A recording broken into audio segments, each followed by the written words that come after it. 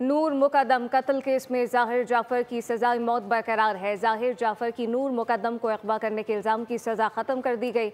नूर मुकद्दम को गैर कानूनी अपने पास रखने पर ज़ाहिर जाफ़र की सज़ा बरकरार रखी गई है। नूर मुकद्दम कत्ल केस का ये मामला, ज़ाहिर जाफ़र की सज़ाए मौत बरकरार। ज़ाहिर जाफ़र की नूर मुकद्दम को अगवा करने के इल्ज़ाम की सज़ा को ख़त्म कर दिया गया। नूर मुकद्दम को गैर कानूनी अपने पास रखने पर ज़ाहिर जाफ़र की सज़ा बरकरार है, जबकि सुप्रीम कोर्ट का 13 सफ़ात पर मुश्तमिल तहरीरी फैसला जारी कर दिया गया।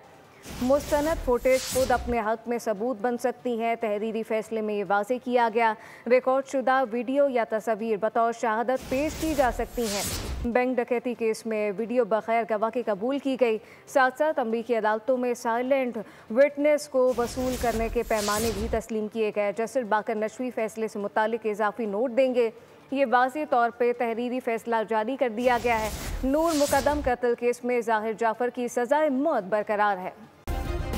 सब्सक्राइब करें और बेल दबाएं ताकि कोई खबर रह न जाए।